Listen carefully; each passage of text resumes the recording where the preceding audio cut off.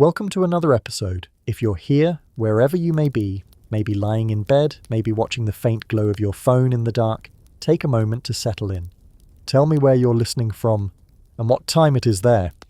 I love seeing how far these stories travel. And if you haven't already, you can subscribe so you won't miss the next time we drift together through something vast and quietly astonishing. Tonight, let's begin with a picture. Not a painting or a photograph, but a map. The largest one ever made. It doesn't show countries or coastlines. It doesn't even fit on paper. It shows the structure of the universe itself. Imagine this. A glowing web stretching across billions of light years. Each thread is made of galaxies, hundreds of thousands of them, strung together like tiny lanterns on invisible strings. Between these luminous strands lie enormous dark spaces called voids, each so wide that entire clusters of galaxies could disappear inside without touching a single star. And this pattern, this delicate lace of light and darkness, is what the cosmos looks like when seen on its grandest scale. The map was built not by hand, but by light. The faint fingerprints of distant galaxies captured by telescopes like the Sloan Digital Sky Survey, SDSS, the Dark Energy Spectroscopic Instrument, DESI, and the Euclid Space Telescope, whose first deep observations arrived in 2025. Together, they charted tens of millions of galaxies, measuring their distances through something called redshift, how much their light has stretched as the universe expands. Plot those points in 3 dimensions, and a pattern emerges. Not random, not uniform, but filamentary, like veins or neural pathways. A cosmic web. It's one of the strangest and most beautiful discoveries in all of science. That the universe, on scales of hundreds of millions of light years, looks like a living network. And somehow, within that network, we exist. A small node of consciousness floating on one luminous thread. Why does the universe look like this? Why should galaxies gather into long filaments instead of clumping evenly or scattering apart into nothingness? How did such delicate order arise from the chaos of the Big Bang? And is there meaning in this pattern? Or is it simply gravity's handwriting on the fabric of space-time? These are not just astronomical questions, they touch something deeper, almost philosophical. We live inside this web. Every star, every atom in your body lies within one of its filaments, but we can't see it directly. To us, the night sky looks quiet, still, like a flat dome of stars. Only when we collect enough light, over enough time, does the grand design begin to appear, the invisible architecture beneath existence itself. The story of how we found it, how humans, using fragile mirrors and mathematics, uncovered the skeleton of the cosmos, begins not with one great moment, but with countless small glimmers of insight across generations. And yet, before we drift backward through that history, let's linger here, in the present, on the edge of this vast map, and try to feel its scale. If you could move through it, you'd travel along a river of galaxies, each separated by millions of light years. You'd pass through clusters where galaxies crowd together in gravitational embrace, and then into the silent gulfs between them. Dark expanses so wide they make the word empty feel inadequate. The largest filaments stretch for hundreds of millions of light years, yet their width is thin compared to that length, like cosmic strings stretched almost to breaking. Inside them, galaxies move, collide, merge, and form new stars, the process of cosmic evolution written on a tapestry billions of years old. It's easy to forget how faint all of this really is. If you could see the universe with human eyes, unaided, you'd see almost nothing, just a few thousand stars in our own galaxy. But the filaments are made visible not to our eyes, but to patience. The light we detect from the farthest galaxies began its journey billions of years ago, long before Earth even existed. Every photon that reaches us today carries not just brightness, but time, a record of the cosmos as it once was. When astronomers turn those faint data points into maps, they're not just charting space, they're charting history itself. The modern universe, seen through Euclid's lens, looks almost fragile, like frost forming on a window pane. Thin lines of galaxies stretch across black voids, connecting superclusters in a network so intricate that it's almost biological. It resembles the branching of neurons, or the threads of fungal mycelium spreading through soil, or even the filigree of rivers seen from the air. It's tempting to think of it as a kind of universal pattern, a geometry that repeats itself from the microscopic to the cosmic. But the physics beneath it are specific, mathematical, and ancient. In the beginning, the universe was nearly uniform, a hot, dense plasma of hydrogen and helium, expanding in all directions. Tiny fluctuations, quantum ripples, were amplified by gravity over billions of years. Matter flowed towards slightly denser regions, forming knots and strands, while the emptier regions grew emptier still. Out of chaos, structure emerged. The web you see in those modern surveys is the frozen echo of that process, the fossilized memory of gravity sculpting matter across time. And yet, the deeper we look, the stranger it becomes. Some filaments stretch for lengths that challenge our cosmological models, structures like the Hercules Corona Borealis Great Wall, over 10 billion light-years long. If confirmed, it might be too large to fit comfortably within the standard model of cosmic inflation. Others, like the Sloan Great Wall or the Giant Arc, have sparked debate. Are they genuine coherent structures or coincidences in the random clustering of galaxies? Even with all our data, the universe remains elusive, as if it enjoys keeping some of its threads tangled in mystery. There's a kind of humility in that. For all our technology, for all the space telescopes and supercomputers, we've only just begun to trace these filaments. Each new survey adds a few more points to the pattern, a few more glimpses of the vast network beyond our local cosmic neighbourhood. But the true shape of the web, how far it stretches, whether it ever ends, is still beyond reach. Astronomers sometimes compare the process to mapping a forest from within a single tree. We can't step outside the universe to see it from above. We can only infer the shape of the branches from the way the light filters through the leaves. The cosmic web, then, is both real and metaphorical, a structure we can measure and a symbol we can feel. If you think about it long enough, the image starts to blur between science and poetry, threads of matter stretching across unimaginable distances. Gravity, the most patient sculptor, pulling invisible strings for billions of years. Galaxies flowing along these filaments like droplets of dew sliding down a spider's silk. And us, a small civilization clinging to one of those droplets, trying to map the rest. In a way, the web is the most literal representation of connection that exists. Every galaxy, every cluster, every atom is linked to the rest by gravity's continuous pull. Even in the deepest cosmic voids, there's a faint whisper of matter, particles tracing faint lines of attraction back toward the filaments. The universe, it seems, abhors isolation. Everything connects eventually, and that brings us back to the question, why does the universe look like this? Why should it have a pattern at all? Why this web, this lace of light and darkness? Is it simply the mathematics of gravity playing out on unimaginable scales, or does this structure reflect something fundamental about how order emerges from chaos? When we look at the web, are we seeing the universe's anatomy, or its thought process? For now, the answer lies in data, in the long, patient work of mapping galaxies and simulating their motion. But to understand how we even reach the point of asking that question, we have to step back in time, to a period when astronomers didn't yet know that galaxies existed as separate islands in space, when the cosmos was still imagined as a smooth, endless expanse, or a single whirling disk of stars. Before we could see the web, we had to realize there were threads to begin with. And that story, how humans uncovered the structure of everything, begins with the simplest of acts, looking up.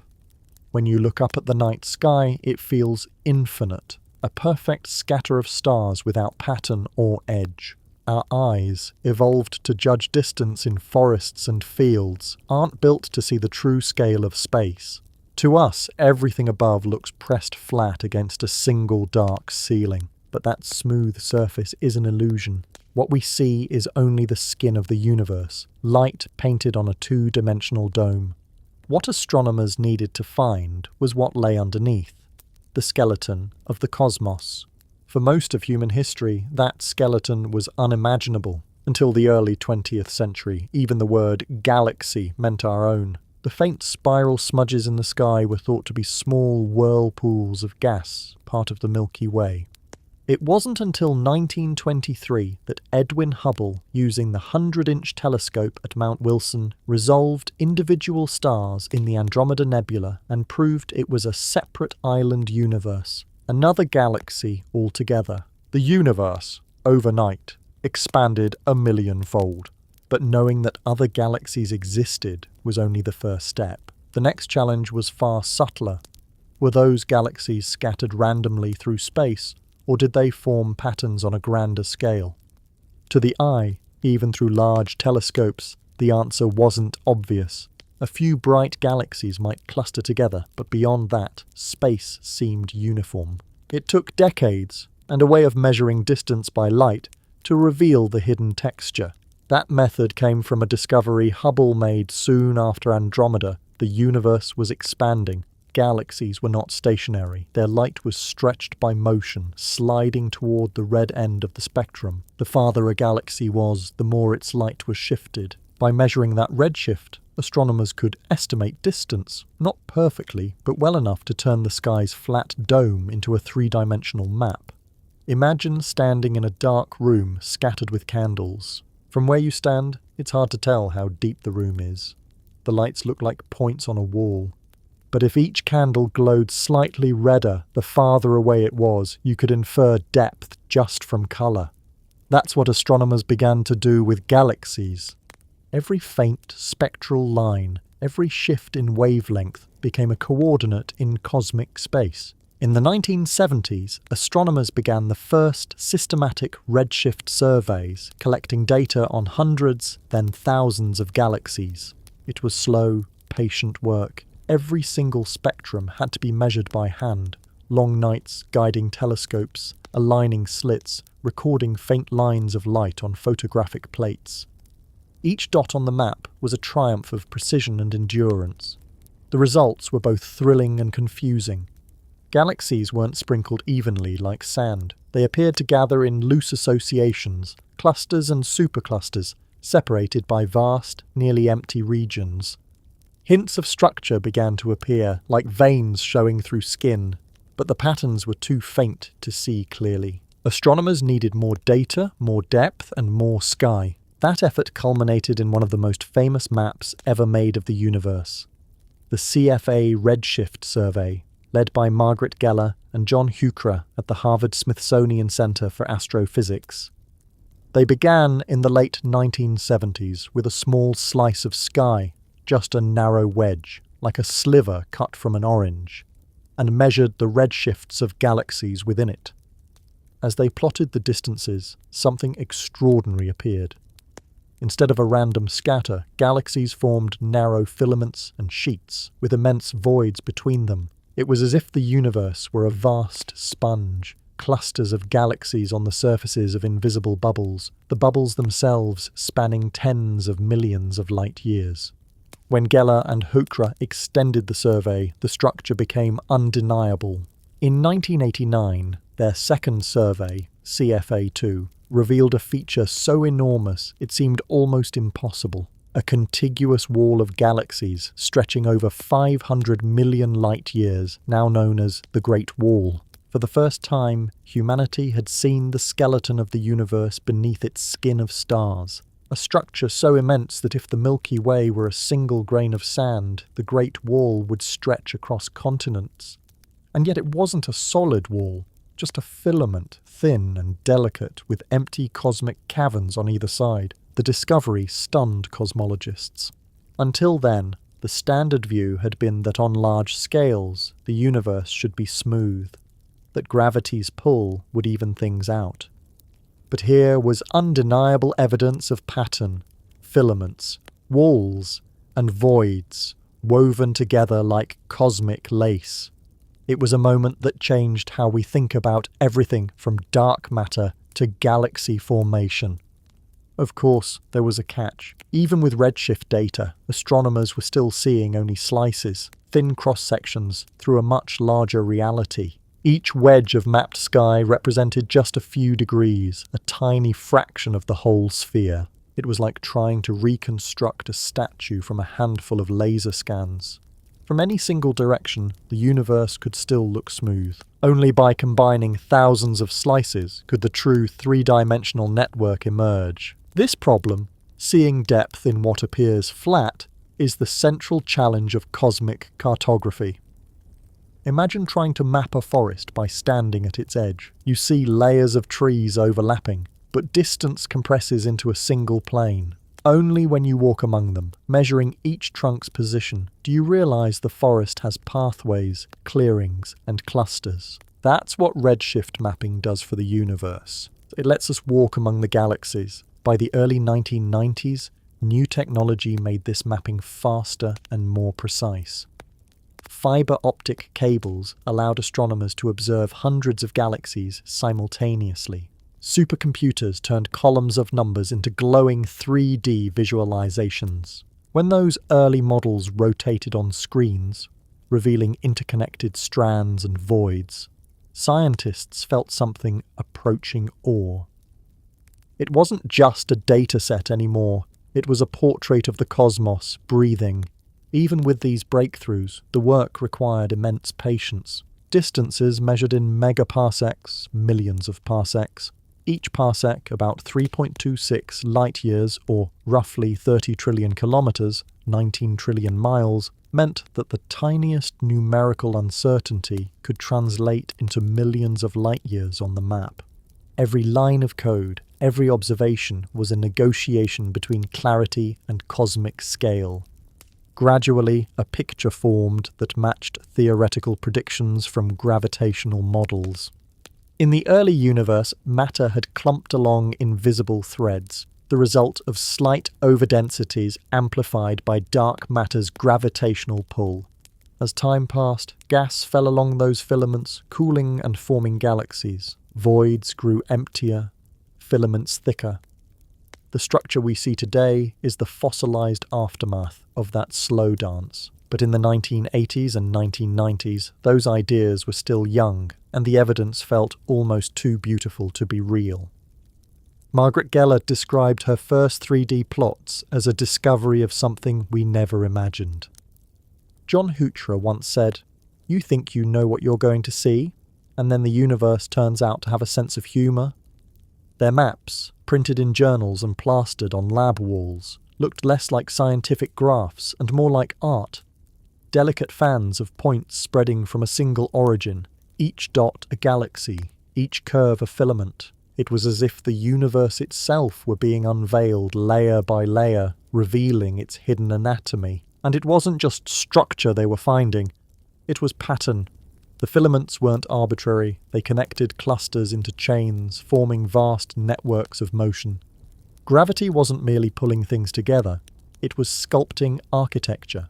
When you step back, the universe resembles a grand construction site, frozen in slow motion.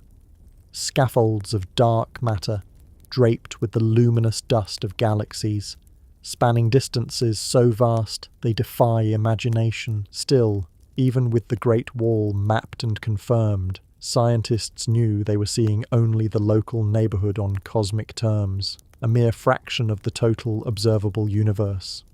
Beyond it, there might be larger filaments, deeper voids, stranger geometries. To find them, they'd need better instruments, deeper surveys, and the power of computers to simulate the invisible.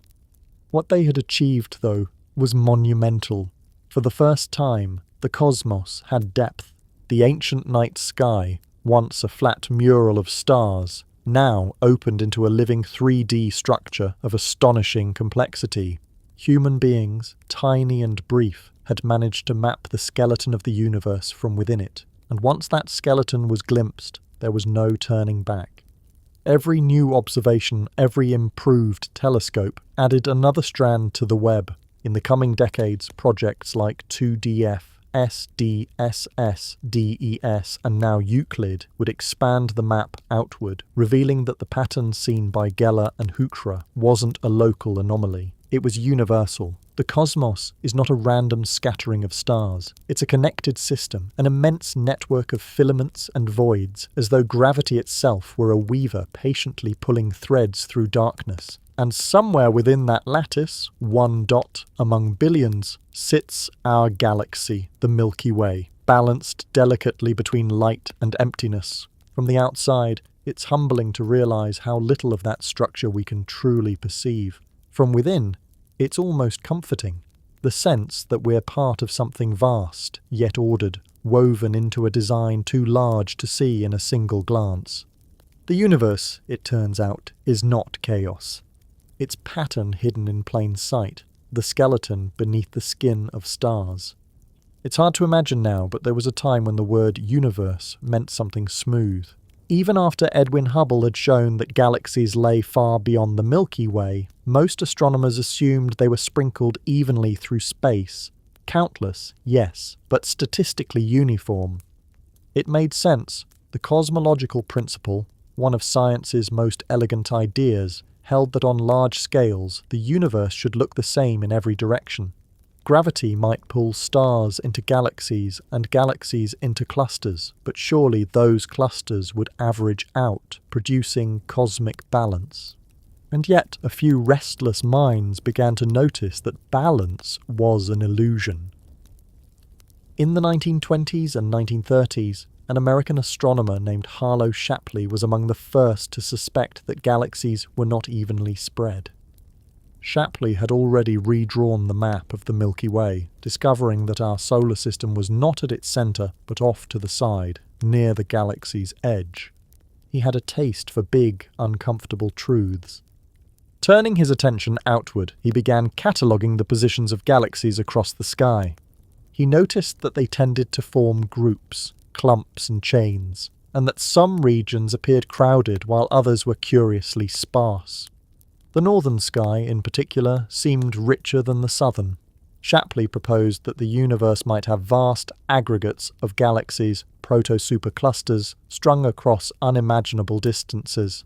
At the time, it sounded like heresy. There was no proof, only pattern. And without reliable distances, Shapley's hunches were difficult to test. Still, his maps, painstakingly drawn by hand, hinted at something enormous lurking behind the veil of stars. Around the same time, another figure, working in Europe, was also beginning to think differently about the cosmos. Fritz Zwicky, a Swiss astronomer based at Caltech, had a reputation for brilliance mixed with irritation. He was blunt, eccentric, and years ahead of his peers.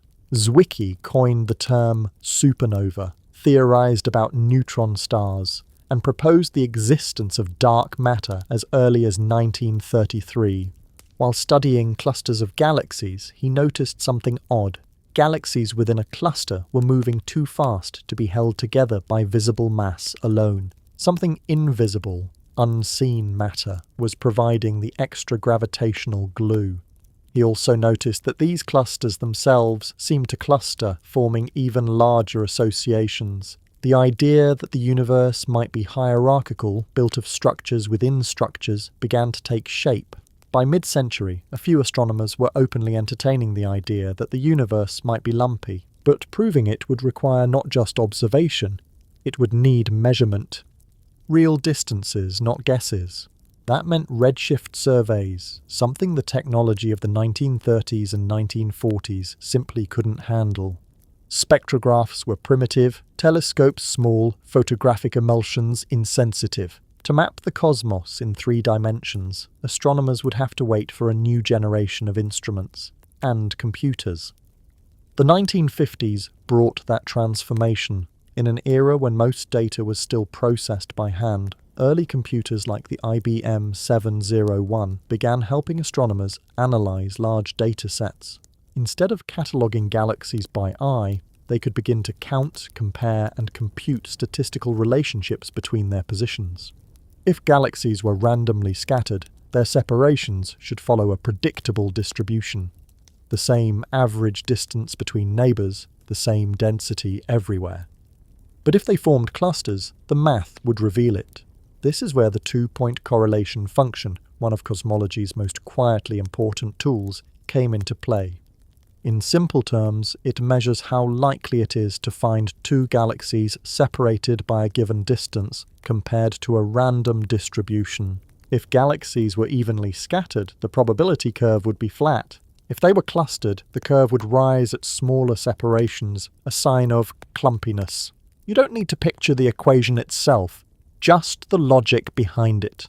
Imagine standing in a field full of fireflies. If they're flying randomly, every spot of light seems equally likely. But if they swarm in groups, you'll find more near others than in empty space.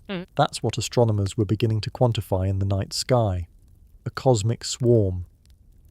By the 1960s, data from optical surveys confirmed what Shapley and Zwicky had suspected.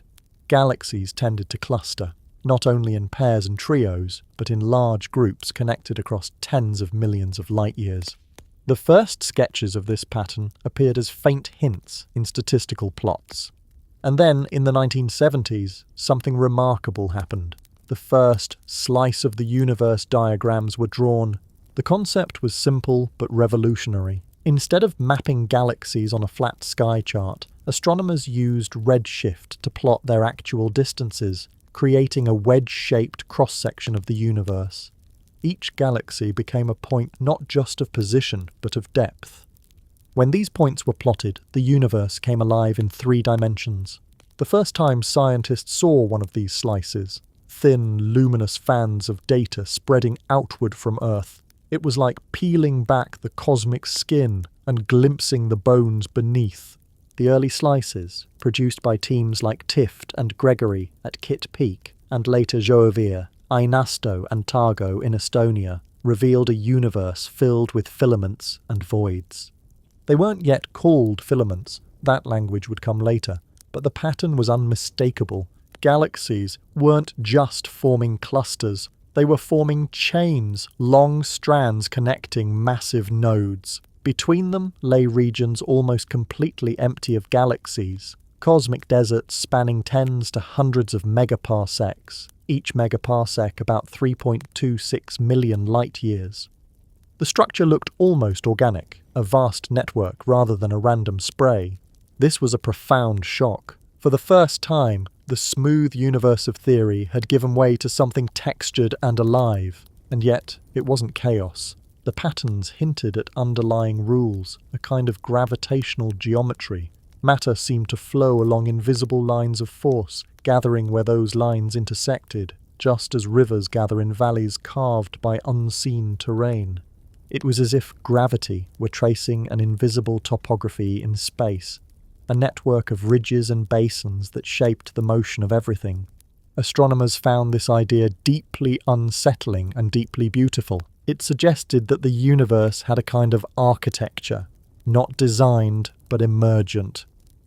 Clusters and superclusters formed the nodes. Filaments linked them together. Voids spread like dark oceans between continents of light.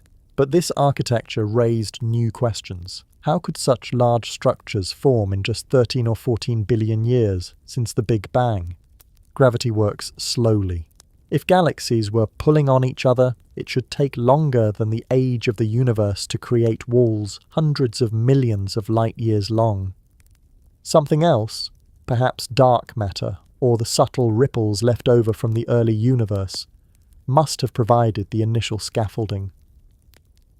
In 1977, Tully and Fisher published their famous relation linking a galaxy's rotation speed to its luminosity, an indirect way to estimate distance. It allowed more accurate mapping, confirming that galaxies formed chains and sheets. By the time the CFA redshift survey began in the late 1970s, the basic shape of the cosmic web was already suspected, but no one had seen it clearly enough to believe it. When the data finally came in, it confirmed what Shapley's intuition and Zwicky's boldness had hinted at half a century earlier. The universe is not smooth. It is strung together by gravity into a vast filamentary network, a web of matter and emptiness. In a poetic sense, those early astronomers were feeling for the pulse of the cosmos without yet knowing its anatomy. They had caught the rhythm, the pattern of clumping and void. But they didn't yet have the vision to see it whole. The slice of the universe diagrams were the first heartbeat recordings of the cosmic body, and when later surveys expanded on them, they revealed the full skeleton. Filaments hundreds of millions of light years long, connecting superclusters like tendons binding muscle to bone. Even today, if you look at one of those early slices, there's a quiet elegance to them, a beauty that transcends data. Each dot, each faint cluster, represents unimaginable scale. Between neighbouring galaxies may lie 5 or 10 megaparsecs, or roughly 16 to 32 million light-years, distances so vast that light takes longer than the entire history of human civilization to cross them. And yet, within that immensity, patterns repeat, as if the universe were whispering the same geometry across scales. Scientists began to call it the large-scale structure of the universe, a neutral term, precise and measurable. But to anyone who had seen those early diagrams, it felt like something more, a revelation. For the first time, humanity wasn't just looking at the universe, it was beginning to see how the universe was built. Galaxies weren't floating alone in a featureless void. They were threads in a cosmic tapestry, woven by gravity, stretched across time. It's easy now, with colour-coded 3D maps and computer simulations, to take that structure for granted. But the discovery that matter forms a web, that everything we see, from clusters of galaxies to our own Milky Way, is part of a connected network, was one of the quiet revolutions of modern astronomy. It reshaped not only how we map the cosmos, but how we think about it. The universe, it turned out, wasn't random. It was rhythmic, a pattern born from the interplay of chaos and order, gravity and expansion. And just as Harlow Shapley once shifted our view of the Milky Way, the discovery of structure shifted our view of everything. The moment scientists realized the universe was web-like, a new question emerged. Could such an enormous, intricate pattern really arise from the simple laws of physics? Was it possible that gravity alone, acting over billions of years, could weave this lattice of filaments and voids, this cosmic architecture that stretches across the sky? There was only one way to find out. If the universe was a story, scientists would have to try rewriting it from the very beginning. That effort began inside machines. Supercomputers became the new telescopes, not observing the cosmos but recreating it. In these virtual universes, space itself became a kind of laboratory where the laws of physics could be applied to imaginary matter and time sped up from billions of years to a few days. The goal was simple and audacious: to start from the chaos of the Big Bang and watch the universe build itself. In the early years of computing, that ambition was almost laughable. Simulating even a single galaxy in detail required more memory than existed on Earth's best computers. But by the 1980s and 1990s, as processing power grew, cosmologists began running the first large-scale models. They filled cubic boxes of simulated space with millions of particles, each representing a clump of dark matter or gas, and let gravity do the rest. The particles tugged on one another according to Newton's law, forming knots, filaments, and clusters. What emerged was astonishing. Even with simplified physics, the simulated universe began to look real. By 2005, technology and theory converged in one of the most famous scientific experiments ever conducted without leaving Earth: the Millennium Simulation. Run by the Max Planck Institute for Astrophysics in Germany, it followed the evolution of over 10 billion particles of dark matter within a cube 2 billion light-years across.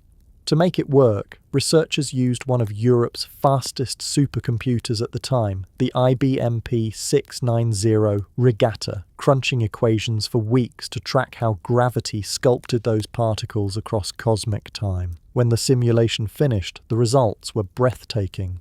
On the screen appeared a luminous web-like structure, a network of filaments, clusters, and vast voids, eerily similar to the one astronomers had observed in the Sloan Digital Sky Survey and DES data. The virtual universe looked so much like the real one that it was hard to tell them apart. Every bright knot corresponded to a galaxy cluster. Every thread mirrored the large-scale filaments seen in observation. It was as if the universe had remembered how to build itself. What made this achievement profound wasn't just the beauty of the image, it was the validation of theory. The Millennium simulation began with only a few simple ingredients: the initial density fluctuations seen in the cosmic microwave background and the laws of gravity. Out of those elements, structure arose naturally. No divine blueprint, no hand guiding the pattern, just physics. The universe, it turned out, could sculpt itself into something intricate purely through the slow pull of its own gravity. But the simulation also confirmed another mystery. Without dark matter, the web would never form. In purely visible matter, stars, gas, dust, there simply isn't enough mass to generate such long, coherent filaments. The visible universe is the faint embroidery on a much deeper fabric. Dark matter provides the scaffolding upon which galaxies grow. It forms the skeleton, invisible, silent, yet decisive, and ordinary matter merely fills in the outlines, glowing where gravity compresses it into stars. To understand why, imagine a sheet of fine silk stretched taut, representing space. Sprinkle a handful of invisible weights, the dark matter, across it. They'll pull tiny dimples into the fabric. Now dust that fabric with visible particles, gas, atoms, light. They'll slide down into the dimples, collecting where the dark matter is densest. Over billions of years, those clumps become galaxies, and the threads between them, the tension lines in the silk, become the cosmic filaments. The visible universe, then, is a delicate tracing of the invisible one. After the Millennium simulation, cosmologists didn't stop. They refined, expanded, and deepened their models, feeding in more accurate data from the Planck satellite and later Euclid's early observations. Each generation of simulation pushed the limits of resolution, from millions of particles to billions, from boxes measured in hundreds of megaparsecs to entire cosmic volumes. The Illustris project, launched in 2014, was a milestone. Run across supercomputers in Germany and the US, it simulated a cube of space 350 million light-years wide using over 12 billion resolution elements, a mix of dark matter and gas. Unlike earlier models, which treated baryonic matter simply as passive traces, Illustris simulated the full physics of galaxy formation, cooling gas, magnetic fields, supernova feedback, even the jets fired from supermassive black holes. It was as close as humanity had ever come to playing the film of creation itself. When the simulation ran, it revealed more than just filaments. It showed evolution. You could watch gas fall into dark matter wells, ignite into stars, and burst outward in winds that shaped surrounding galaxies. Filaments thickened, clusters collided, and voids grew emptier with time. The patterns were hauntingly familiar. Comparisons between Illustris and real surveys showed a nearly perfect match in the statistical distribution of galaxies. The universe, both real and simulated, followed the same script. As technology advanced further, new generations of simulations appeared. Illustris TNG, the next generation EAGLE, Bolshoi, and TNG300, named for its 300 megaparsecs width, about 980 million light-years. These models incorporated ever more detail, tracking the chemistry of elements, the birth and death of stars, the effects of cosmic magnetic fields. Each run consumed millions of CPU hours and terabytes of data. In a single simulation, one could watch 20 billion years of cosmic history unfold in the span of a human afternoon. To visualize such data, scientists turned to cinematic renderings. The filaments gleamed like tendrils of smoke illuminated by starlight. Clusters glowed at the intersections, vast and brilliant. In between, yawning voids stretched across the frame like black oceans. For anyone seeing these animations for the first time, the feeling was somewhere between religious and mathematical, or anchored in evidence. What's remarkable is how well these digital universes reproduce the same subtle features seen in nature. The cosmic power spectrum, the measure of how structure varies with scale, aligns almost perfectly between simulation and observation. The baryon acoustic oscillations, faint ripples in galaxy distribution caused by sound waves in the early plasma, appear in both. Even the way galaxies align along filaments and spin with them, recently measured by DESI and Euclid, was predicted by these simulations years before being confirmed. Reality and theory, it seems, have become nearly indistinguishable, but the process also revealed humility. For every pattern matched, new mysteries arose. The simulations depend critically on assumptions about dark matter, that it's cold, slow-moving, and interacts only through gravity. If dark matter behaves differently, the web could look subtly altered.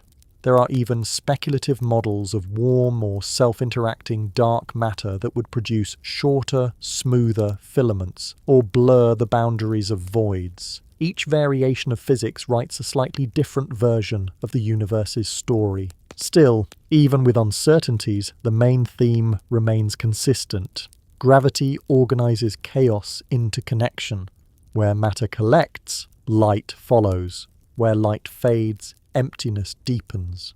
The web is self-sustaining, a natural consequence of the universe's initial conditions.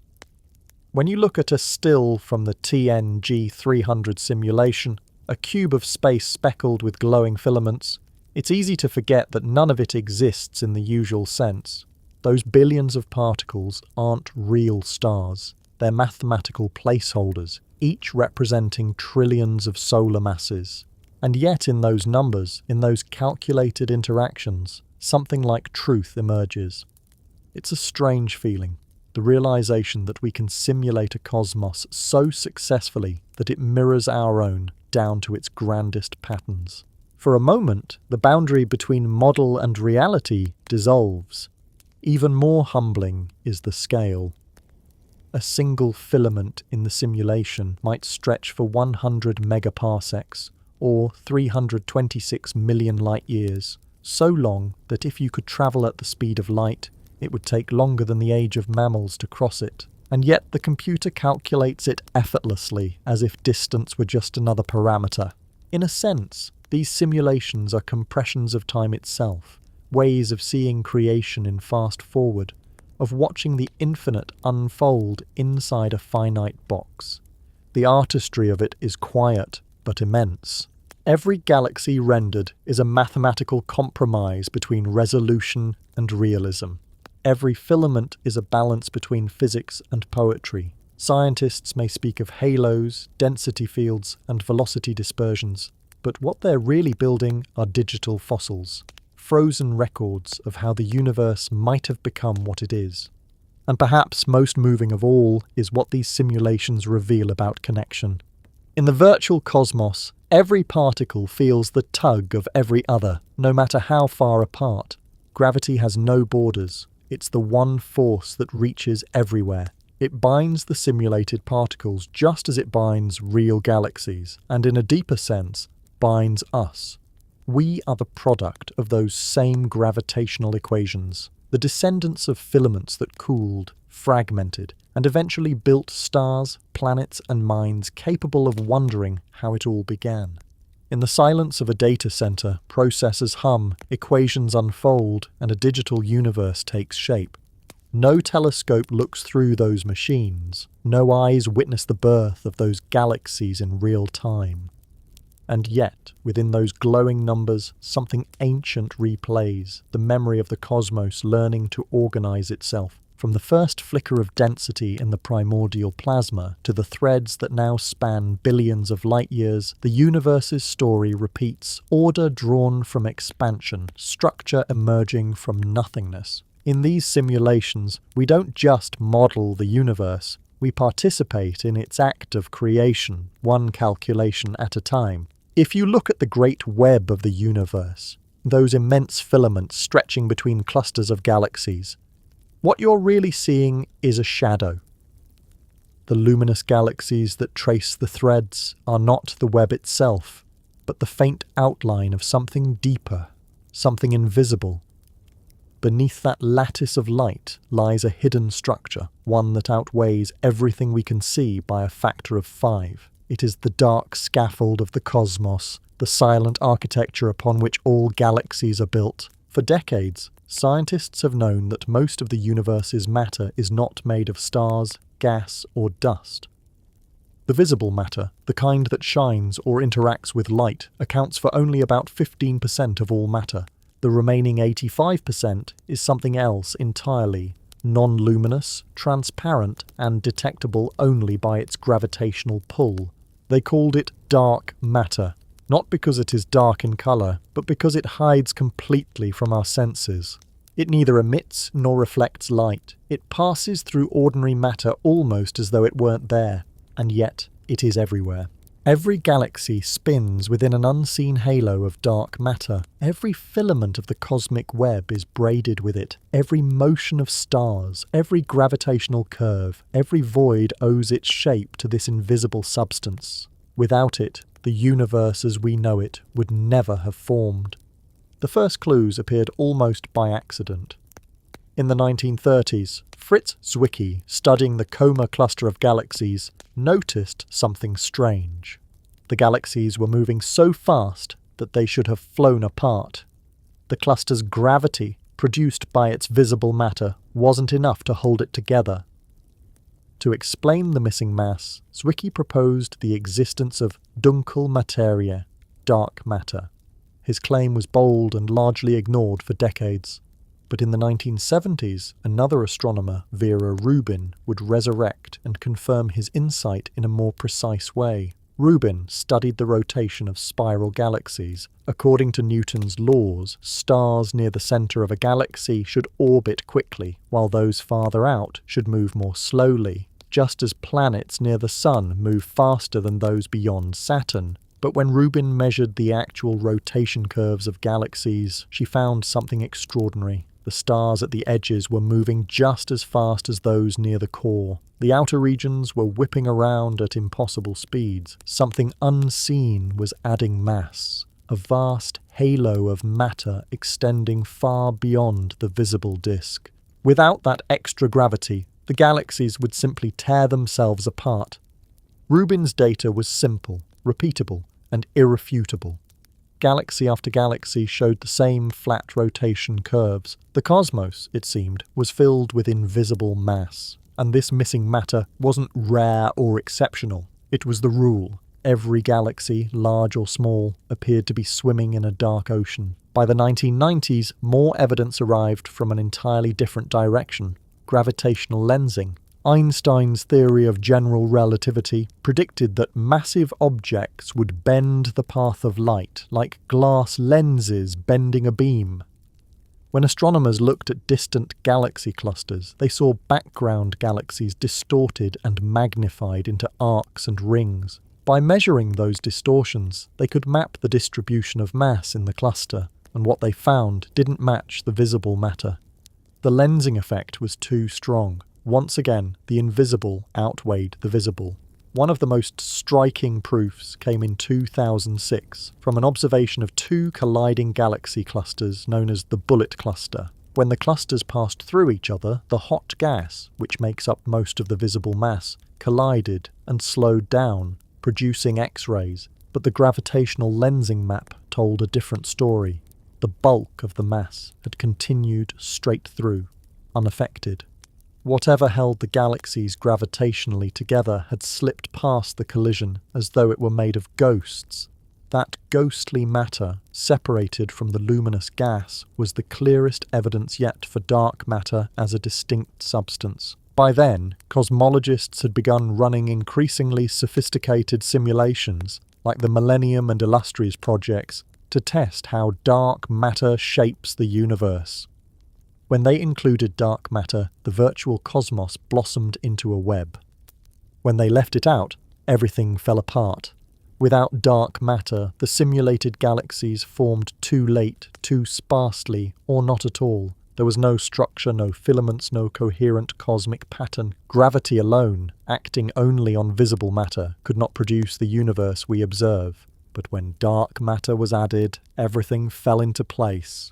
The filaments appeared, the voids deepened. Galaxies aligned along invisible threads. It was as if the computer had rediscovered the universe's original blueprint. In these models, dark matter doesn't behave like a gas or a fluid.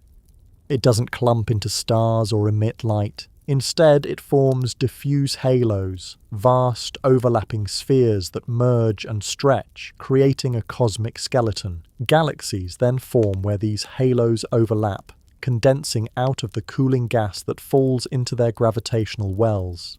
In other words, the luminous universe is just a tracer, a faint embroidery sewn onto dark matter's frame. The cosmic web we see in telescopes is the visible fingerprint of dark matter's gravitational pull, and it's an elegant fingerprint. If you could somehow make dark matter visible, imagine turning the entire cosmos translucent, revealing its hidden scaffolding. You would see a vast network glowing softly in the dark, with bright knots at the intersections of filaments. Each knot would represent a galaxy cluster, each strand a gravitational highway where gas and stars flow over billions of years. Between them, immense voids would stretch for hundreds of millions of light years, nearly empty of both light and mass. That image, invisible to our eyes but confirmed by simulation, is the true face of the universe. What dark matter actually is, however, remains one of the greatest unsolved mysteries in physics. Despite decades of searching, no one has yet detected a single dark matter particle directly. The leading candidates, WIMPs, weakly interacting massive particles, axions or sterile neutrinos, all remain hypothetical. Sensitive detectors buried deep underground, shielded from cosmic radiation, have recorded nothing but silence. The mystery endures, a universe that reveals its mass through gravity but hides its substance completely. And yet, we know it's there, not as belief, but as necessity.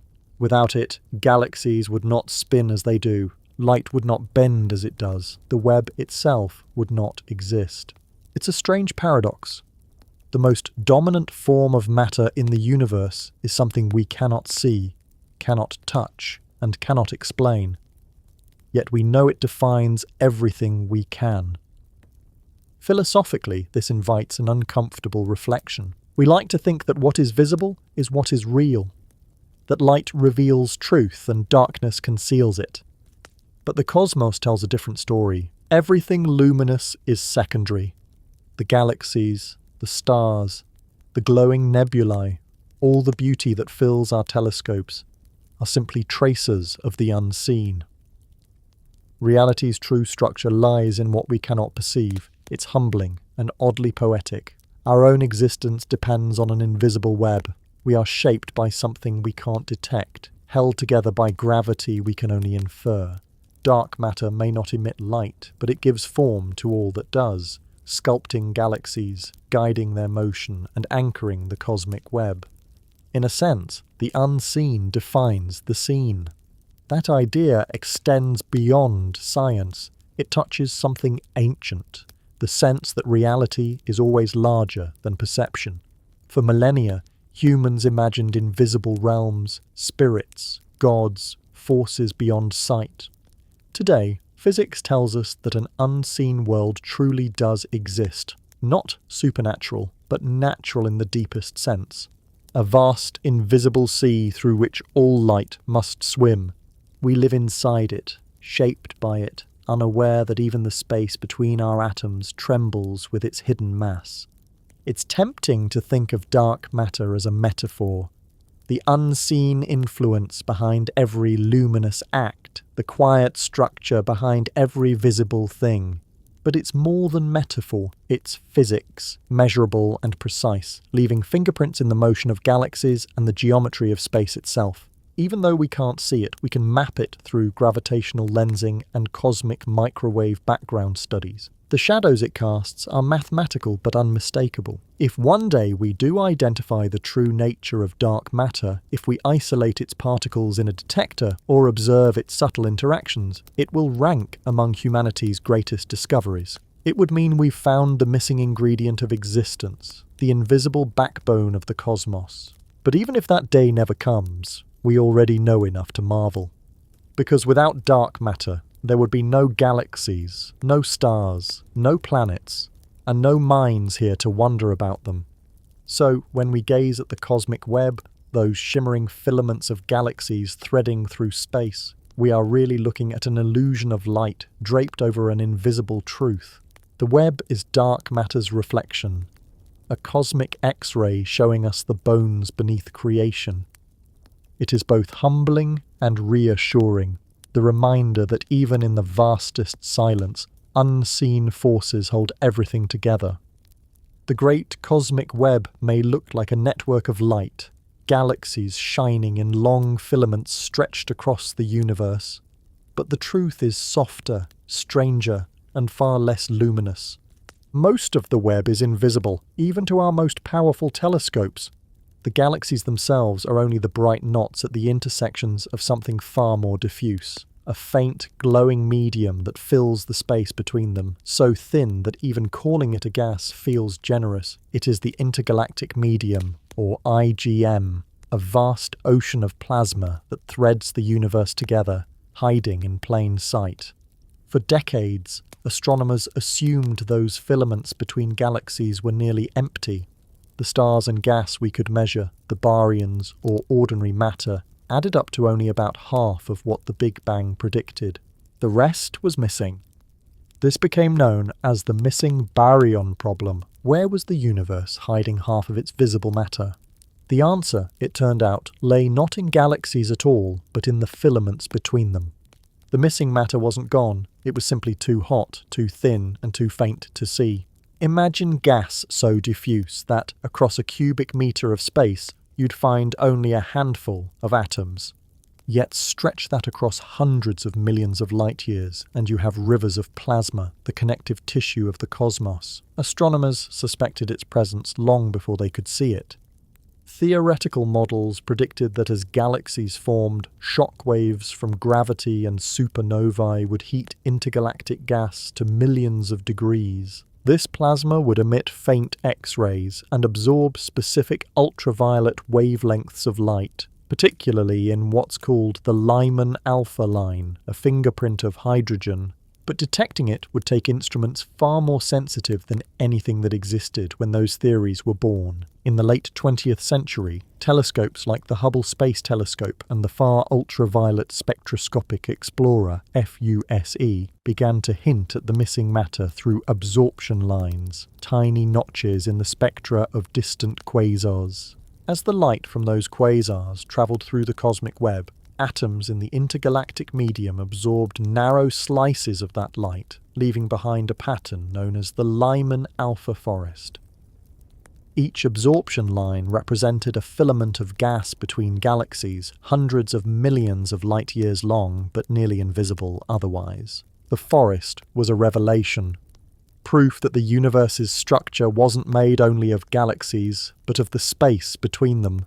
Still, much of the intergalactic gas remained undetected, especially the warm-hot intergalactic medium, or WIM, heated to between 100,000 and 10 million kelvins, roughly 180,000 to 18 million degrees Fahrenheit. At those temperatures, hydrogen and helium are stripped of their electrons, becoming plasma that emits primarily in soft X-rays, and those X-rays are faint, easily drowned by the brighter emissions from galaxies, clusters, and the cosmic background itself. Then came the X-ray era. In 1999, NASA launched the Chandra X-ray Observatory, followed by the European XMM Newton telescope, machines designed to peer into the high-energy universe. For the first time, they could detect the faint glow of gas not just inside galaxies, but between them. Chandra and XMM Newton observed filaments of hot plasma connecting galaxy clusters, ghostly bridges of gas stretching for tens of millions of light years. It was like seeing the veins of the universe illuminated for the first time. One particularly beautiful example came from observations of the Arbel 222 and Arbel 223 clusters, two massive collections of galaxies separated by roughly 2.8 billion light-years from Earth. Between them, astronomers detected a tenuous bridge of gas nearly 10 million light-years long, glowing faintly in X-rays at a temperature of about 10 million kelvins. That bridge was not made of stars or dark matter, but of the missing baryons themselves, the universe's long-lost matter revealed at last. Similar detections followed. By combining X-ray data with the subtle distortions caused by gravitational lensing, scientists began to map the hot plasma threading between clusters. Everywhere they looked, the same pattern emerged, long filaments of faintly glowing gas interwoven with galaxies and dark matter. The missing baryons weren't missing anymore. They had simply been hiding in the faintest possible light. In recent years, new surveys have taken this work even further. The Dark Energy Spectroscopic Instrument, DESI, and the Euclid Space Telescope, launched in 2023, have begun tracing the large-scale structure of the universe in unprecedented detail. DESI, with its 5,000 robotic fiber-optic eyes, measures the redshifts of tens of millions of galaxies, turning the night sky into a 3D map. Euclid goes a step deeper, imaging both galaxies and the faint gravitational fingerprints of dark matter itself.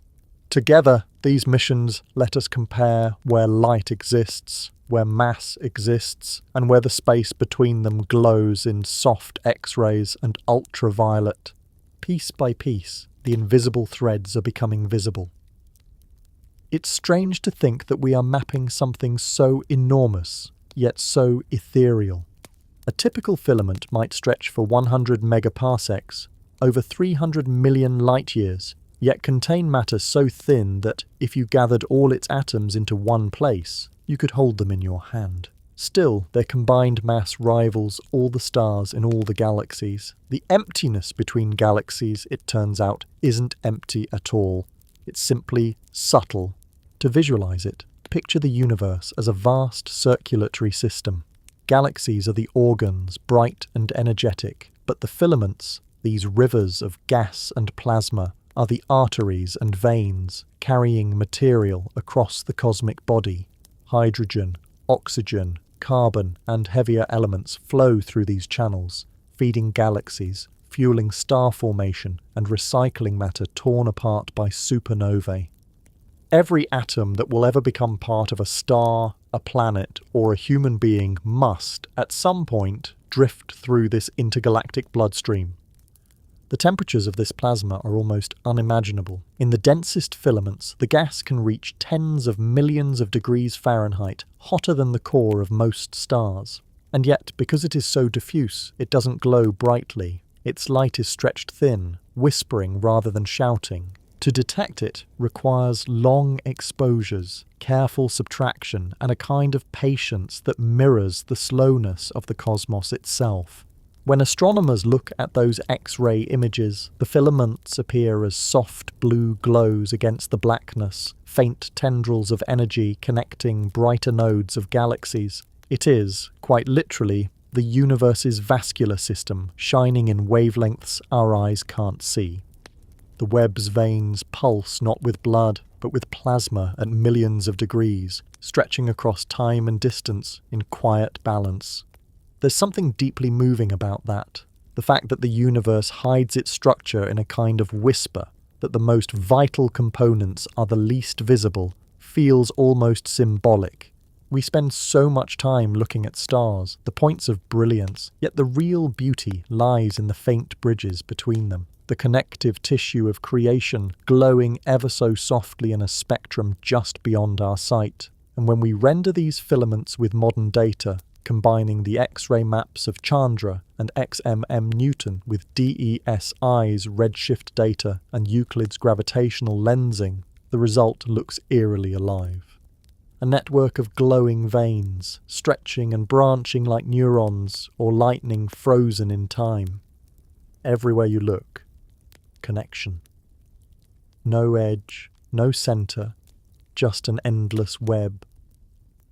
Even more remarkable is how these discoveries connect back to theory. The simulations from Millennium, Illustris and TNG predicted exactly this, that the universe's baryonic matter, the ordinary atoms of hydrogen, helium and heavier elements, would trace the same filaments as dark matter, but in a fainter, hotter form. And that's exactly what we see. The observations have confirmed the models almost perfectly, a quiet triumph of prediction meeting proof.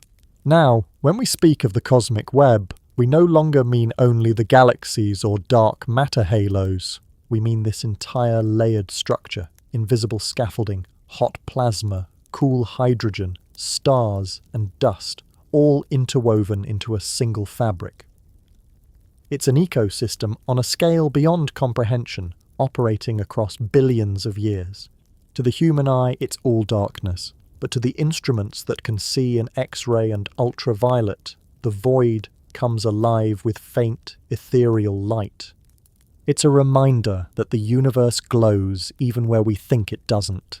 The darkness we perceive is often just the limit of our vision. When you look up at the night sky, what you're really seeing is the visible crust of a much deeper network.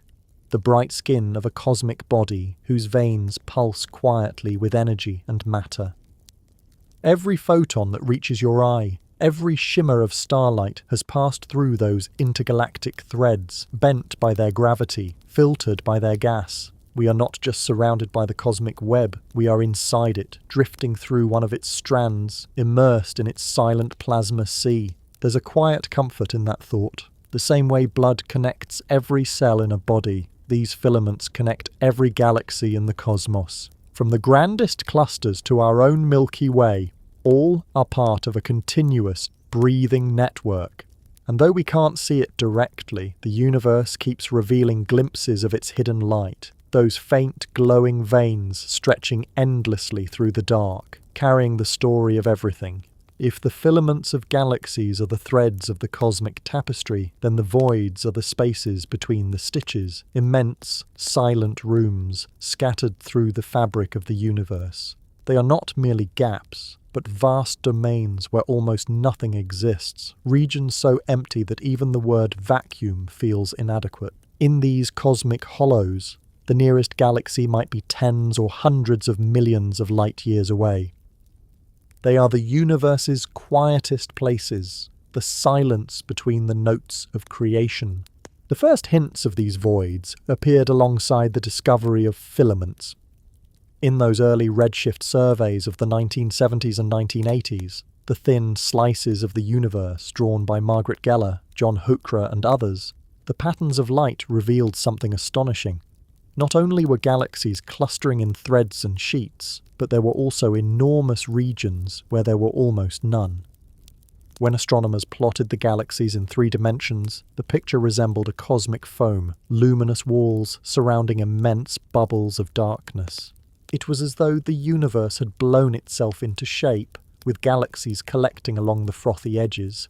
One of the most famous examples is the Boötes void, discovered in 1981 by astronomers Robert Kirshner, Augustus Oehmler, Paul Schechter, and Stephen Schechtman. While surveying a region of sky in the constellation Boötes, they stumbled upon a spherical emptiness nearly 330 million light-years across, large enough to contain thousands of galaxies, and yet home to only a few dozen. It was so startling that at first, some suspected it might be an error, a gap in data, or an artifact of incomplete observation. But further surveys confirmed it, a real, physical void, one of the largest single structures ever identified in space. To visualize its scale, imagine taking the Milky Way and placing it in the center of the Boötes void. The nearest galaxies would be hundreds of millions of light-years away, far beyond the reach of any gravitational influence. From such a vantage point, the night sky would be hauntingly sparse. Instead of the rich field of stars we see from Earth, there would be only a faint scattering of light, a few isolated galaxies floating in the dark. It would be the loneliest place in existence. And yet, these voids are not rare. They make up the majority of the universe's volume. Between the glowing filaments and clusters, space is mostly emptiness. Roughly 80% of the observable universe by volume is void. The cosmic web, as intricate as it is only a thin lace draped around an ocean of absence. Still, empty doesn't mean entirely barren. Voids contain a whisper of matter, a few faint galaxies, thin gas, and of course the omnipresent dark matter halo that stretches everywhere. But compared to the dense regions where galaxies cluster, voids are deserts. The density within them is typically less than 10% of the cosmic average. That means in a region 100 million light-years wide, you might find only a handful of galaxies, separated by unimaginable distances. Astronomers describe these regions with a kind of reverence. They are the negative space of the universe, what you get when gravity has finished gathering matter elsewhere. In simulations, they appear as vast black bubbles enclosed by the glowing filaments of dark matter and gas. Their boundaries are defined not by what they contain, but by what surrounds them. Galaxies tend to line the edges, forming thin walls like soap bubbles pressed together in a cosmic foam. This image, the universe as a froth of bubbles, isn't just poetic, it's mathematically accurate. When cosmologists model the large-scale structure, they find that the patterns of voids and filaments follow the same statistical distributions seen in foams and fluids. The same equations that describe the bubbles in a glass of champagne can, with a few adjustments, describe the layout of the cosmos. It's one of those moments where physics feels like art. The same geometry repeating from the smallest to the largest scales. The emptiness of voids also plays a crucial role in cosmic evolution. As the universe expands, these underdense regions expand faster than the rest. While gravity pulls matter together in the filaments, the voids act like counterweights, pushing outward, accelerating the overall stretching of space. In this way, voids are not just passive gaps, they are active participants in the universe's expansion. Their growth amplifies the difference between dense and empty regions, sharpening the structure of the cosmic web. Some cosmologists even use voids as tools to study dark energy, the mysterious force driving cosmic acceleration. Because voids expand faster than denser regions, they magnify the effects of dark energy on the geometry of space-time. By measuring their shapes and sizes precisely, something missions like DESI and Euclid are designed to do. Scientists can test whether dark energy behaves as Einstein's cosmological constant or as something stranger, more dynamic. In a sense, the universe's emptiest places may hold the most information about its fate. Voids also affect how galaxies move. Think of the cosmic web as a landscape, valleys and hills sculpted by gravity. Galaxies flow along this landscape like rivers, falling toward clusters and sliding around the expanding hollows of voids. The gravitational push from these empty regions influences the peculiar velocities of galaxies, subtly altering their trajectories across hundreds of millions of light-years. Even nothingness, it seems, has weight, or at least consequence. To study these regions, astronomers use creative methods. They can't simply look for brightness, because there is none. Instead, they identify voids statistically by mapping where galaxies aren't. They measure the positions of millions of galaxies in surveys, then algorithmically carve out the largest empty volumes between them. Each void becomes a window into the early universe, a fossil of expansion and evacuation. Some of the most detailed maps come from the Sloan Digital Sky Survey, SDSS, which revealed thousands of such voids, ranging from tens to hundreds of millions of light-years in diameter. The largest known structures, like the Eridanus supervoid, span over 1 billion light-years, a scale so immense that even light, travelling since long before humans evolved, hasn't crossed it yet. And within them, the density of matter is so low that a spacecraft could travel for eons without encountering a single atom. There's a quiet beauty in that image, a silence so profound it borders on the sacred. If the filaments are the universe's music, the voids are the pauses that make that music meaningful. They give structure to existence, not by their presence, but by their absence.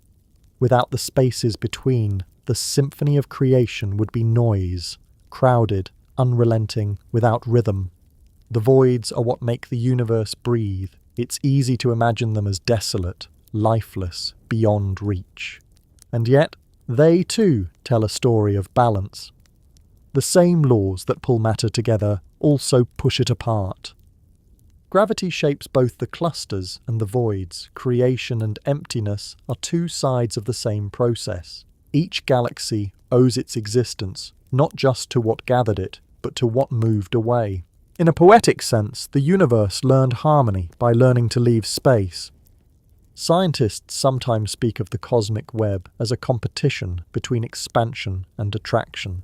Matter clumps into filaments under gravity, while space stretches under dark energy's gentle insistence. The result is neither collapse nor chaos, but equilibrium, a dynamic stillness. Voids expand even as clusters condense, maintaining the universe's grand balance. The physics of voids is rich, but so is their symbolism. They remind us that emptiness is not the absence of meaning, but its condition. It's the silence that allows structure to exist, the blank page that makes writing possible. And in a literal, physical sense, that silence fills nearly all of space. Every atom we see, every star, every planet, every word spoken by human mouths, is surrounded by a gulf of nothing so vast it makes our entire galaxy seem like dust in a cathedral. When astronomers render the cosmic web in simulations, glowing filaments connected in a delicate lattice, they often colour the voids black, the background to the light. But that blackness is not empty, it's alive with potential. It is the canvas of the cosmos, the negative that defines the photograph. Without it, there would be no depth, no contrast, no form. If you could drift into one of those great hollows, say, into the centre of the Bhuta's void, you would find yourself in a place almost beyond comprehension. No nearby stars, no galactic glow, only the thin whisper of cosmic microwave background radiation and the faintest traces of hydrogen gas. A place where darkness isn't absence, but presence, the pure background of existence. You would float in the quiet that underlies everything, surrounded by the faint gravitational memory of the universe's structure. The stillness there would not be empty, it would be complete. In the end, the cosmic web is a dance between what is and what is not. The filaments give it shape, but the voids give it rhythm. Together, they form the grand geometry of the universe, the light and the silence between the notes of creation. The cosmic web is not static. It isn't a frozen structure hanging silently in space. It's alive with motion, galaxies flowing along its filaments like drops of water along invisible threads. Everything in the universe, from the smallest dwarf galaxy to the grandest cluster, moves as part of this vast gravitational current. The web doesn't just shape where galaxies are. It guides how they move and even how they spin. For a long time, astronomers assumed that galaxies were oriented randomly, their rotations uncorrelated, like leaves scattered on the surface of a pond. After all, why should there be any pattern? Each galaxy forms out of the chaotic collapse of gas and dark matter influenced by countless tiny fluctuations in the early universe. Surely the directions of their spins would average out, producing a cosmic jumble.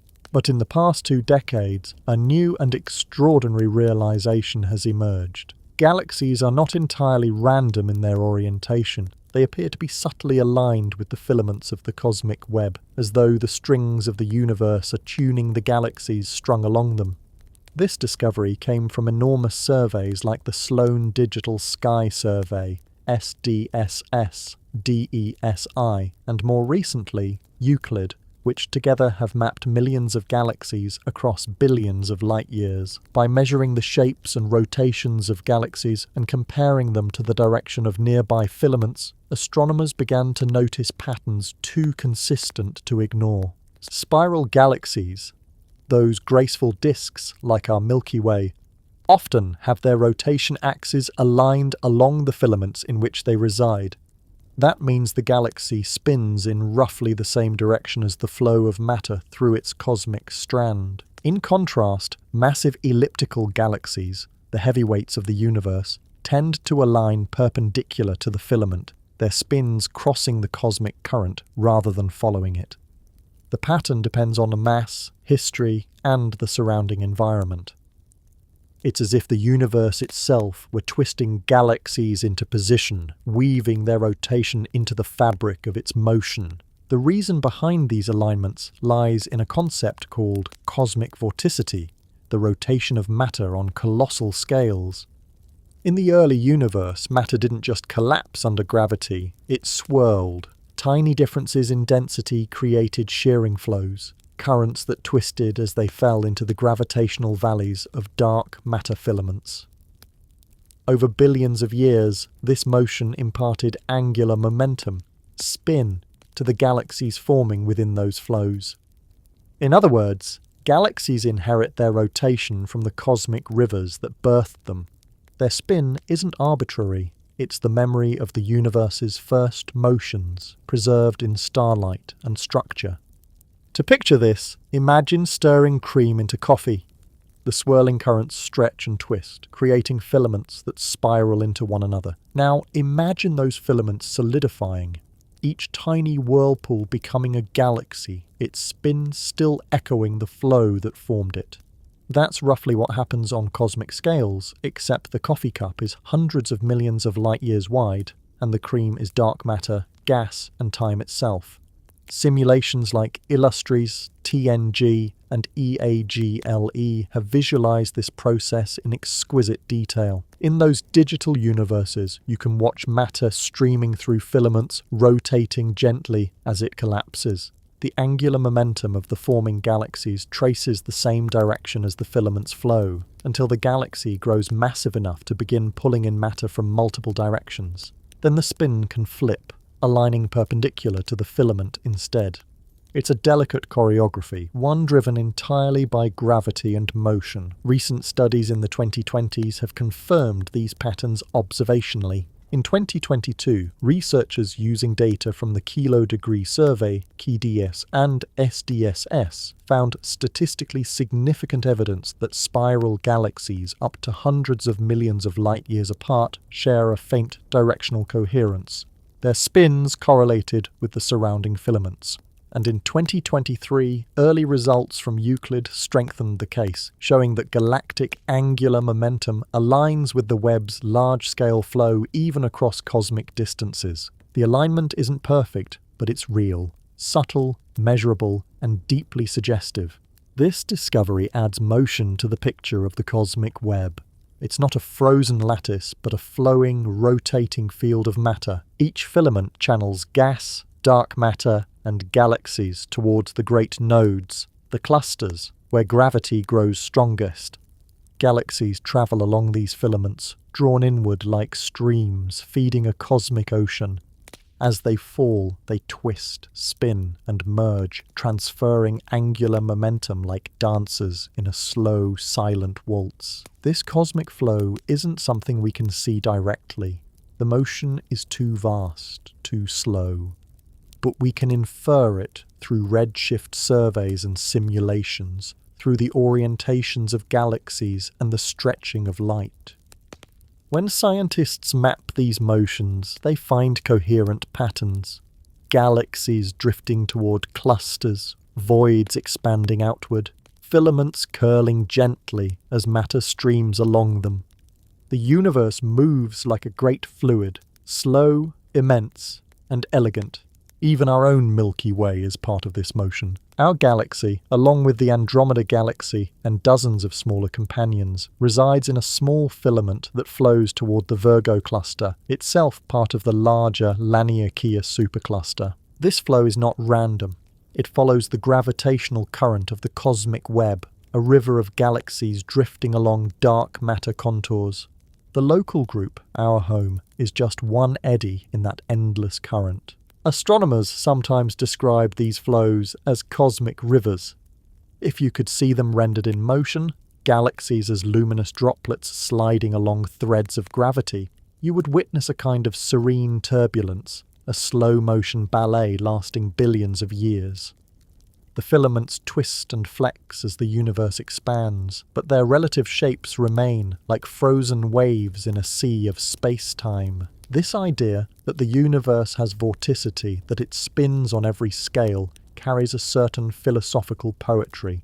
It means that rotation isn't just an accident of galaxies, it's a fundamental property of structure itself. From hurricanes to stars, from spiral galaxies to the whirling filaments of dark matter, rotation is one of the universe's favourite moves.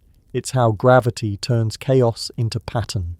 On smaller scales, we can see this mirrored everywhere. Planets spin around stars. Stars orbit within galaxies. Galaxies rotate within clusters. The same dynamical rules apply across magnitudes of size and time. The cosmic web, at its largest, is simply the final extrapolation of that principle, a vast gyroscope of existence, slowly turning on itself. There's something oddly comforting about this. It suggests continuity, that the universe, from atom to galaxy, participates in the same universal rhythm. That the spin of a planet, the swirl of a hurricane, and the rotation of a supercluster are all echoes of the same ancient motion that began with the Big Bang. Cosmic vorticity is gravity's memory, a record of how the universe once stirred. And while we may never see it with our own eyes, we can feel its poetry. The galaxies are not aimless. They move in harmony, shaped by the invisible flow that carries them. Even in the apparent randomness of the sky, there is a quiet directionality, a geometry of motion woven through every cluster and spiral. Some astronomers describe this structure as galaxies on strings, a phrase that perfectly captures both its simplicity and its wonder. Each filament acts like a cosmic violin string, vibrating with the motion of matter and energy. Galaxies sit upon these strings, spinning, merging, resonating, and together they form the music of the universe, a symphony so vast it can only be measured, never heard. In the simulations, when scientists slow the playback of billions of years, they watch galaxies swirl inward along the filaments, merging at the nodes where the threads intersect. Each collision sends ripples through the surrounding matter, distorting the flow, altering the local geometry. But the web remains. It adjusts, rebalances, continues its motion, patient, endless, self-organizing. Even destruction on these scales is a form of creation. From our small place within this grand pattern, we can't sense the motion directly. The stars above seem fixed, the galaxies frozen in their scattered brilliance, but over cosmic time they are drifting, turning, spiralling along unseen highways of gravity. Every galaxy in the sky, every faint smudge of light in a telescope is in transit, a traveller moving along the filaments of the web, pulled by the quiet currents of the cosmos. And somewhere, on one of those filaments, among countless others, spins a small spiral galaxy called the Milky Way. Its rotation inherited from the flow that shaped it, its stars dancing to a rhythm set long before Earth was born. We are part of that motion too. Atoms, planets, minds, all turning with the same universal spin. The universe, then, is not just connected by gravity, it is conducted by it, orchestrated into form and flow, from the filaments that stretch across billions of light years to the swirl of galaxies upon them. Everything turns in time with everything else. And though we can't hear the music directly, we live within it, a note resonating on one of the strings of the cosmos. When astronomers first began mapping the universe in 3 dimensions, the discovery of the cosmic web was enough to leave them breathless. The sheer scale of it, the filaments, the voids, the endless interconnectedness, was astonishing. But even within that grand tapestry, some threads stood out, enormous walls and arcs of galaxies so vast that they seemed to defy everything cosmology predicted. These were not ordinary filaments, they were monuments, structures so immense that they challenge our very notion of what a structure can be. Among the earliest and most famous of these is the Sloan Great Wall, discovered in 2003 using data from the Sloan Digital Sky Survey. It spans roughly 1.4 billion light-years across, a gravitational superhighway containing hundreds of thousands of galaxies. If you could see it from the outside, an impossible vantage, it would look like a glowing scar in the fabric of space, a sheet of galaxies connecting distant clusters across unimaginable voids. For comparison, our own local group of galaxies occupies a region about 10 million light-years wide, a grain of dust against the Sloan Wall's horizon. Before that, the CFA-2 Great Wall, found in the 1980s, had already shocked astronomers by stretching 500 million light-years. At the time, that seemed to be a record that could never be broken. But as telescopes grew sharper and sky surveys more complete, the scale of the cosmos continued to expand. Each new map revealed larger and larger formations, patterns that dwarfed the human sense of proportion. Then, in 2013, a discovery shook the cosmological community again. The Hercules Corona Borealis Great Wall, a structure estimated to span nearly 10 billion light-years. 10 billion.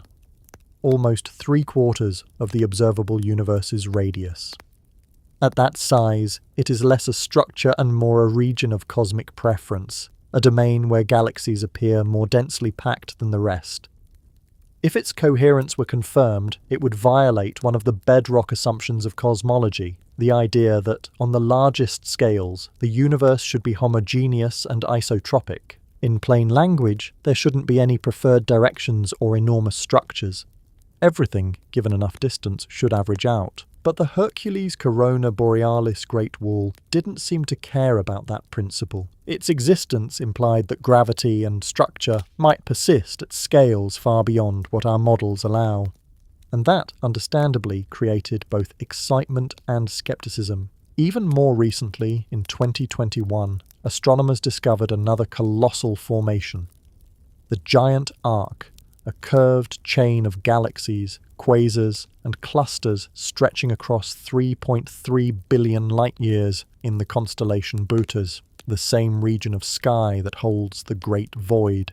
It appears as a faint sweeping crescent in the deep maps of quasar absorption data, linking hundreds of cosmic objects into one grand arc. Its discoverers described it as an improbably coherent structure, too vast to fit comfortably within our standard cosmological model. If these structures are real, they raise profound questions. How can the universe, only 13.8 billion years old, have produced coherent formations on scales approaching its own size? If gravity alone shaped them, there hasn't been enough time for matter to have communicated across those distances, even at light speed.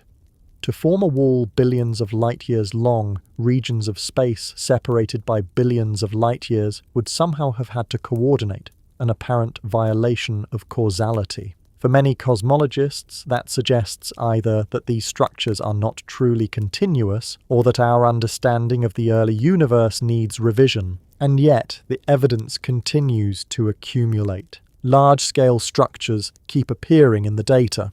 Each new survey, whether optical, infrared, or radio, reveals similar filamentary connections stretching farther than expected. The cosmic web, it seems, may not have a maximum size after all, but before rewriting the laws of cosmology, scientists are cautious. They remind us that perception, especially human perception, is easily fooled by pattern. We are natural storytellers, trained by evolution to find shapes in randomness. When we look at scattered dots, our minds connect them into lines and arcs. It's the same instinct that turns stars into constellations, clouds into faces, and noise into meaning. So when we map millions of galaxies, it's only natural that we might see coherence where there is none. Statistical reasoning becomes crucial here. Astronomers must ask, is this structure truly connected, or is it an artifact of projection and bias? A wall may appear continuous when viewed from one angle, but disintegrate into separate filaments when examined in 3 dimensions. The challenge lies in defining what we even mean by a structure. Where does one end and another begin in a universe with no edges? To address that, researchers use correlation functions and clustering analyses, the same statistical tools that once revealed the universe's clumpiness. They calculate how likely it is that such a pattern could appear by chance, given the known distribution of galaxies. If the probability is low enough, say 1 in a million, the structure earns its place in the cosmic record. If not, it remains a beautiful illusion. Even then, the distinction isn't always clear-cut. The cosmos has a way of blurring its boundaries. Some structures, like the Sloan Great Wall, seem undeniably coherent. Others, like the Hercules Corona Borealis Great Wall, may instead be overlapping filaments, aligned by coincidence within our limited perspective. When the universe is so large and our data so partial, it's easy to mistake the pattern for the whole picture. There's a kind of humility in that. Every time we draw a cosmic map, we're reminded that we can only ever see a fraction of what's out there. The rest, the far side of the web, the galaxies beyond our light horizon, remains uncharted. The universe has no obligation to look symmetrical from where we stand. And yet, we keep looking for the largest structures, for boundaries, for edges. There's something deeply human in that search, a need to define the shape of existence, to find the outline of the infinite. Even when science tells us that space has no center, we can't resist imagining one. Even when cosmology insists that the universe has no top or bottom, we still look for the highest wall, the farthest reach. It's a strange obsession, but a revealing one. Our desire to find limits may come from the same curiosity that drove ancient cartographers to draw dragons at the edges of their maps, a way to confront the unknown by giving it form. The Great Walls and giant arcs are, in a sense, modern dragons, vast shapes drawn at the boundary of knowledge. There's also a psychological dimension. When we map the universe, we are, in some quiet way, mapping ourselves. We are seeking the limit of our understanding, the edge of what can be known. And every time that edge moves outward, every time we find something larger than before, we feel both smaller and more alive. The cosmos expands, and with it, our sense of wonder. Some cosmologists argue that structures like the giant arc don't truly violate the cosmological principle. They just remind us that homogeneity is statistical, not literal. Even in a random universe, chance alignments can produce features that look coherent over enormous scales. Given enough galaxies, some will form walls, others arcs, and a few will line up so beautifully that we can't help but be amazed. In that view, these discoveries don't break the rules. They show us the richness within them. But others see something more profound. Perhaps an indication that our models are incomplete. Maybe the initial conditions of the universe were more structured than we think. Maybe inflation left behind ripples that seeded larger patterns than our equations predict. Or perhaps, on the grandest scales, the universe is stranger than we can currently imagine. Not a perfectly uniform expansion, but something textured, alive, and subtly asymmetric. Whatever the explanation, one thing is certain. These vast formations test the limits not just of cosmology, but of comprehension. Numbers like 10 billion light-years are easy to say, but impossible to feel. They exceed the scale of intuition. We can model them, simulate them, even name them, but we can't truly picture them. The mind reaches out and finds no anchor. Maybe that's part of their power. The great walls, the arcs, the unimaginable filaments, they confront us with the impossibility of wholeness. They remind us that the universe is not a picture to be fully seen, but a process to be forever explored.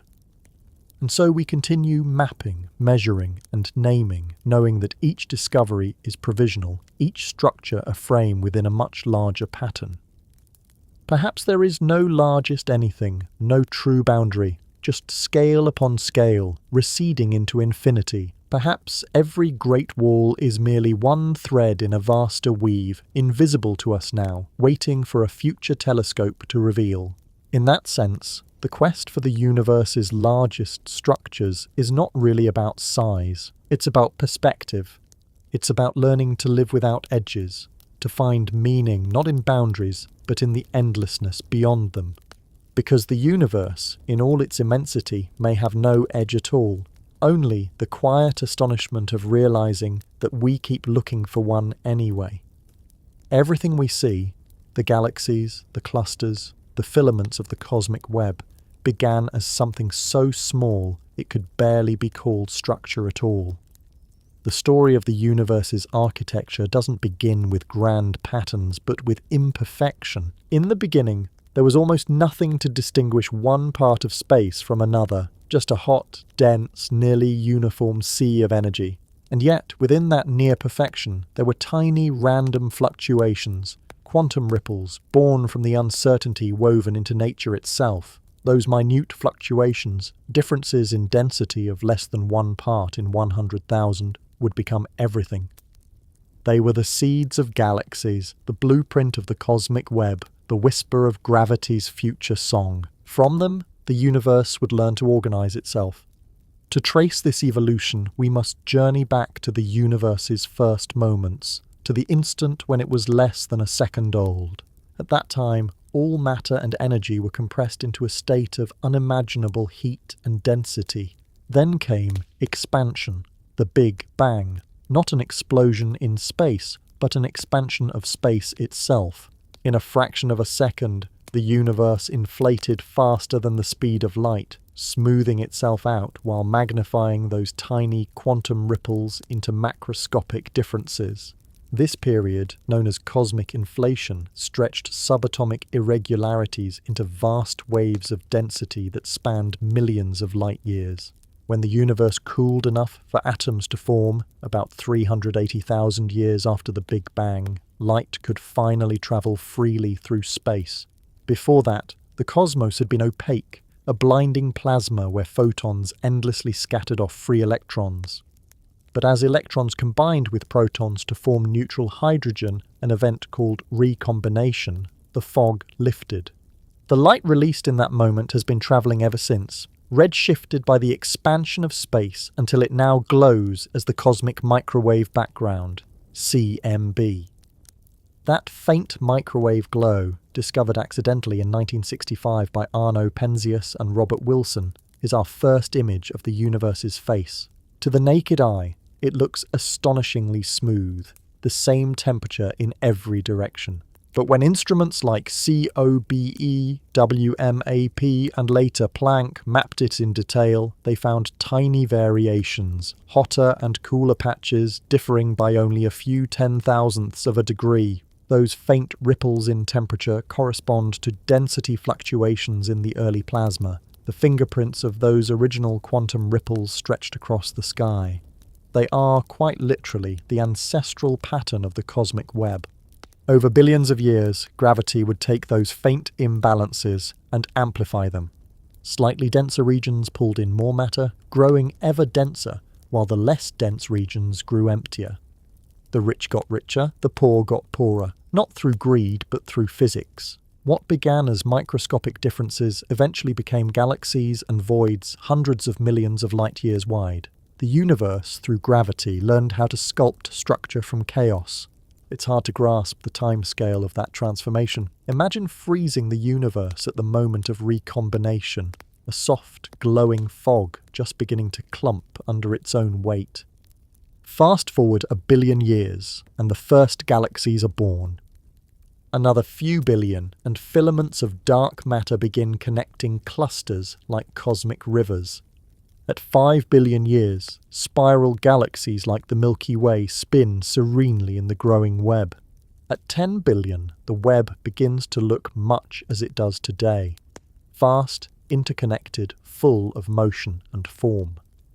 Now compare that to human time. If the entire 13.8 billion year history of the universe were compressed into a single calendar year, the Earth would form around September, dinosaurs would appear on December 25th, and all of recorded human history would fit into the final seconds before midnight on New Year's Eve. In those final moments, we've managed to look backward and reconstruct nearly the entire year. We've traced the thread from quantum fluctuations to galaxies, from nothingness to the pattern that defines everything, and it's one of the most astonishing acts of collective imagination in history.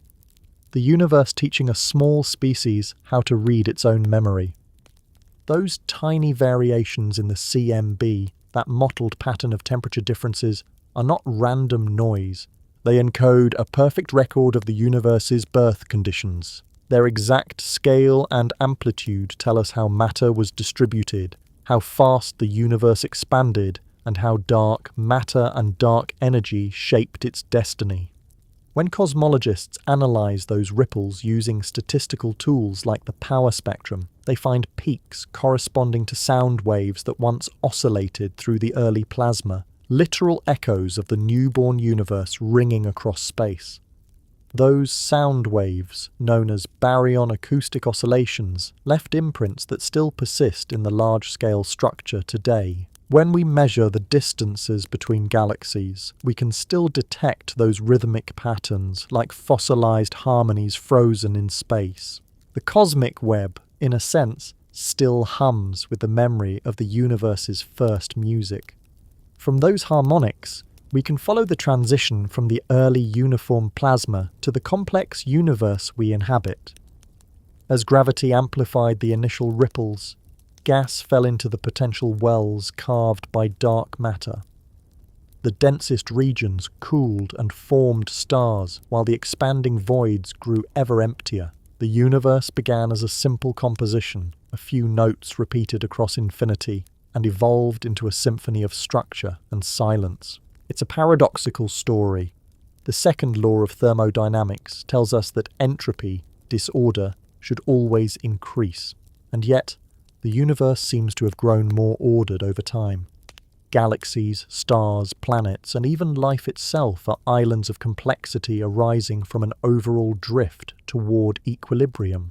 How can order emerge from chaos when the arrow of time points toward disorder? The answer lies in gravity. Unlike most forces, gravity feeds on imbalance. When matter clumps together, the total gravitational energy decreases, but the local order increases. As the universe expands and cools, gravity quietly carves structure into the declining energy landscape. It's the universe's great contradiction, the force that creates organization while obeying entropy's rule. In a way, the cosmos evolves like a cooling fire. Energy spreads, but form emerges. Entropy, in this context, doesn't mean chaos in the usual sense. It means the distribution of energy, and gravity redistributes it in creative ways. It builds structure as a byproduct of collapse. Galaxies, stars, and people are local nigentropies, temporary outposts of order in an ocean of increasing disorder. The universe is not fighting entropy, it's expressing it. Structure is just the art gravity makes while entropy does its work. Over time, the scale of that structure grew. The earliest stars lived and died quickly, enriching space with heavier elements that seeded the next generation. Galaxies merged into larger ones, clusters pulled on each other, filaments stretched between them. The web grew more intricate, its threads glowing where galaxies condensed and dark where matter thinned out. And through it all, the fundamental pattern, the contrast between fullness and emptiness, remained the same, a scaled-up version of those original quantum ripples. When we look at a map of the cosmic web today, a lattice of filaments hundreds of millions of light-years long, we are essentially looking at a magnified image of the cosmic microwave background. The same texture, the same rhythm, the same ratio of light to dark. The web is the CMB unfolded into 3 dimensions, gravity's slow masterpiece carved from the faintest fluctuations of energy.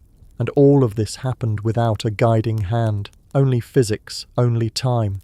The simplicity of that is humbling. The universe organized itself not by design, but by inevitability. Given the right conditions, expansion, gravity, time, structure must emerge. It's the nature of things to connect. That realization changes how we see ourselves. Every atom in our bodies once floated freely in that early plasma. The calcium in our bones and the iron in our blood were forged in stars that formed along those same filaments. We are literally pieces of the web, self-aware fragments of its geometry. The same quantum ripples that seeded galaxies also seeded the possibility of thought. We are, in a quiet and literal way, the universe contemplating its own pattern. From chaos to coherence, from quantum tremors to galactic walls, the path of cosmic evolution is a story of emergence. It's the universe writing itself into existence, one fluctuation at a time. And though we often speak of it as a transition from simplicity to complexity, perhaps it's better understood as a deepening, a gradual unfolding of what was always there. When we look at the stars tonight, we're not just seeing the aftermath of that process. We're seeing it in motion. The same forces that shaped the first galaxies continue to sculpt new ones. The web still evolves, still grows, still balances between order and entropy. Its story isn't over, and neither is ours. In the end, the universe may fade into darkness, its stars extinguished, its structures stretched beyond recognition, but the memory of its pattern will remain, written in the fossil light of the cosmic microwave background, in the rhythm of galaxies, and perhaps in us. Small sparks of consciousness still wondering how such order ever arose from chaos. Somewhere within the unfathomable sprawl of the cosmic web, among its vast filaments and endless voids, lies a tiny node of light. It is not at the centre of anything, nor at the edge. It sits quietly on a thread of galaxies, one among countless others. That node is our home. Our galaxy, the Milky Way, drifts along one of the web's slender filaments like a single leaf carried by an invisible current. From where we stand, the night sky feels infinite. But in the grand map of the universe, our location is surprisingly specific. The Milky Way is part of a small family of galaxies known as the Local Group, a loose collection of about 80 members bound together by gravity. Most are dwarfs, faint, irregular systems scattered around the two giants, the Milky Way and Andromeda. Together they orbit their shared centre of mass, a gravitational waltz that will one day, billions of years from now, end in a gentle collision. The entire local group spans roughly 10 million light-years, or about 95 million trillion kilometres, 60 million trillion miles. To us, that sounds enormous, but in cosmic terms, it's a neighbourhood block, a small thread within a much larger weave.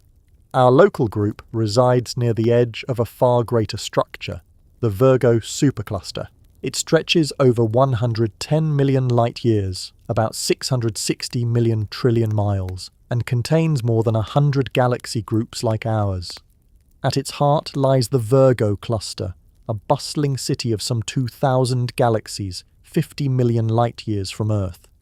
If you could see the Virgo cluster with your naked eyes, if distance and darkness were no obstacle, it would hang in the sky as a dense, glowing knot of galaxies, far brighter than anything visible from Earth. The Milky Way, with all its hundreds of billions of stars, would appear as nothing more than a faint eddy along one of Virgo's outer streams. For decades, astronomers believed the Virgo supercluster was the largest structure to which we belonged. But in 2014, a team led by Brent Tully at the University of Hawaii redrew the map once again. Using data on the motions of thousands of galaxies, they discovered that Virgo was only one part of an even grander formation, a structure now known as the Laniakea supercluster. The name comes from the Hawaiian words Lani, heaven, and Akea, immense, immeasurable heaven. It's a fitting title for a realm that stretches across 520 million light-years, or about 3.1 sextillion miles, containing roughly 100,000 galaxies, including our own. Within Laniakea, galaxies are not still. They move along vast gravitational highways, flowing like rivers toward a common basin, a region astronomers call the Great Attractor. This gravitational anomaly, located about 250 million light-years away, 1.5 quintillion miles, draws galaxies from all directions. Even our own Milky Way, though it seems still in the night sky, is drifting toward it at a speed of nearly 600 kilometers per second, or about 1.3 million miles per hour. We are, quite literally, in motion, swept along a cosmic current through the vastness of space. If you could step outside the Milky Way and look back, if you could somehow hover far above Laniakea's structure, you would see our galaxy as a glimmer on a thin filament, part of a sprawling, glowing river of light. This river connects the local group to the Virgo cluster, which itself lies along a massive strand leading toward the Hydra Centaurus region, and beyond it, the Great Attractor.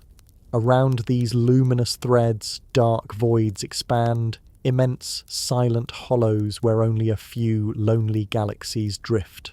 From that vantage, it would be clear that we live not in isolation, but as residents of a filament, drifting in an invisible current. That idea that everything in the cosmos is moving together, bound by the unseen fabric of gravity, is deeply humbling. We often imagine our planet as stationary, orbiting quietly around a single star. But Earth spins at about 1,600 kilometers per hour, 1,000 miles per hour on its axis. Our solar system orbits the Milky Way's center at roughly 220 kilometers per second, 490,000 miles per hour. And the Milky Way itself, carried along by the filament's flow, is moving toward the Great Attractor at over 2 million kilometers per hour. Even as we sleep, we are racing through space, our entire galaxy swept forward in the grand migration of Laniakea. All this motion happens in silence. There is no wind, no sensation of speed, only the quiet drift of matter along gravity's lines. If you could see that motion play out over billions of years, it would look like a slow river delta of light, galaxies converging, merging, reshaping the web as they flow toward denser regions. Clusters grow, filaments twist, voids expand, and the entire structure breathes. From our vantage point within the Milky Way, we can't see this movement directly. The stars around us seem still. But when astronomers measure the redshift of distant galaxies, they see the patterns of flow written clearly in light. Each galaxy's velocity, a tiny stretch in its spectral lines, tells the story of its journey through the cosmic web. By mapping those velocities, scientists can trace the gravitational contours of space itself, revealing the rivers and valleys that guide our motion. It's a strange feeling to realize that even the emptiness around us is part of this network, that we are suspended in an invisible ocean of gravity.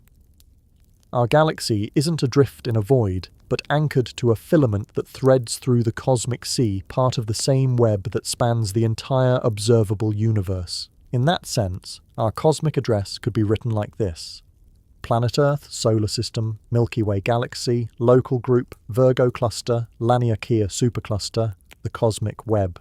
Each level is a filament within a filament, a structure nested within another, like Russian dolls made of stars and dark matter, and each layer flows into the next, a continuous current of galaxies moving through space-time. There's something quietly spiritual about that image. We are not outside the web, observing it from afar. We are inside it, made from it, carried by it. The atoms in our bodies, carbon, nitrogen, oxygen, iron, were once part of ancient stars that formed along the same filaments. The air we breathe, the water we drink, the light in our eyes. All of it emerged from matter that followed these cosmic rivers billions of years before Earth existed. To be human is to be woven into the same pattern that connects galaxies, and yet, for all our mapping, we've charted only a small region of our cosmic home. Beyond Laniakea lies the unknown, other superclusters, other flows, all merging into an even greater pattern. The boundaries between them are not physical walls, but shifting gravitational watersheds, regions where the flow of galaxies divides, like rivers splitting into tributaries. Some astronomers suspect that Laniakea is merely one basin in a vast cosmic ocean that continues indefinitely, connecting superclusters into a structure larger than any we can currently measure. Standing here, on a small blue planet orbiting an ordinary star, it's almost impossible to comprehend the scale of that connectivity. From Earth to the edge of the observable universe is about 46 billion light-years, nearly 430 billion trillion kilometers, or 270 billion trillion miles. And yet the same laws that shape our moon's orbit govern the motion of galaxies across that distance. Gravity's reach is patient and infinite. Its lines of influence never end. It's easy when confronted with such enormity to feel insignificant. But perhaps that's the wrong response. To be a part of this web, to exist as conscious beings capable of understanding even a fraction of it, is extraordinary. We are not small in a meaningless sense. We are small in a miraculous one. Tiny, yes, but aware. And that awareness is itself an emergent property of the same cosmic laws that formed the filaments. When you look up at the night sky, every point of light you see is another traveller in this current. Another galaxy or star drifting along gravity's invisible lines. The constellations we trace are temporary arrangements in an ever-moving flow, a pattern within a pattern. Our lives, short as they are, happen within a much longer motion, the slow drift of galaxies toward a gravitational heart we'll never reach. We are residents of a filament drifting in an invisible current. The Milky Way, the local group, the Virgo cluster, and the vast realm of Laniakea are our true geography, not land and ocean, but light and void. We live within a network so vast that the word place loses its meaning, and yet we are exactly where we belong. For all its silence, the universe has given us coordinates, not just in space, but in understanding. We know where we are, and that is no small thing. We are not lost in the cosmos. We are of it, moving with it, carried along one luminous thread among billions, part of a grand design that continues to unfold beyond every horizon we can imagine. When we step back far enough, when all the stars and galaxies blur into filaments of light, the universe begins to look strangely familiar. It resembles something alive, not in the biological sense, but in the way its structure repeats, branching, looping, connecting, pulsing with flow. From the smallest neuron to the largest cluster of galaxies, the same geometry returns, a rhythm of connection written across scale. Scientists have noticed this resemblance before.